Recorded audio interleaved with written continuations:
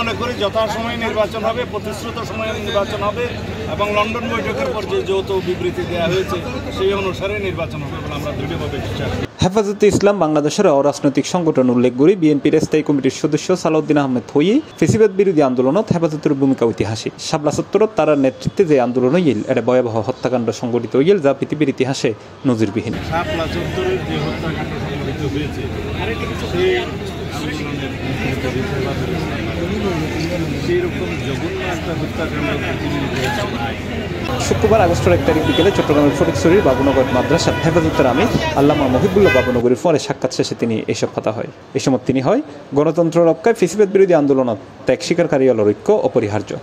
বিগত ফেসিবাদ বিরোধী আন্দোলনে ফ্যাসিস্ট হত্যা আন্দোলনে তাদের যে অবদান রাজনৈতিক সংকট হলেও বাংলাদেশে যে অত্যাচার নির্যাতন নিপীড়ন এবং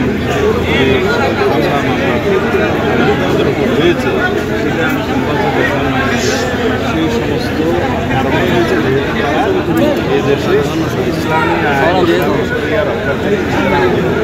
এই সময় তিনি নির্বাচন প্রসঙ্গে হয় হারা নির্বাচন করতে না চাই, নির্বাচনত বিলম্ব করিয়ে সুযোগ লইতে চাই তা জাতি এখন স্পষ্টভাবে বুঝি গিয়ে বিভিন্ন রকমের বক্তব্য দিবে। তারা হয়তো নির্বাচন সম্পর্কে তাদের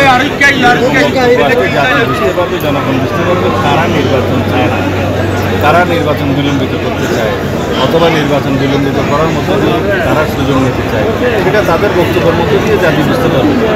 আমরা সমস্ত সংস্কার প্রস্তাবের সাথে পোষণ করেছি এই সময় তার উপস্থিত আছেন বিএনপির স্থায়ী কমিটির সদস্য নজরুল ইসলাম খান সহ সাংগঠনিক সম্পাদক ব্যারিস্টার মীর মোহাম্মদ হেলাল উদ্দিন, সরওয়ার আলমগীর ও কর্নেল অবসরপ্রাপ্ত আজিম উল্লাহ বাহার সহ দলের স্থানীয় নেতাকর্মী হল। এর আগে তারা হাটহাজারী আল্লামা আহমেদ শফি ও জুনায়েদ বাবুনগরীর খবর জিয়ারত করছে।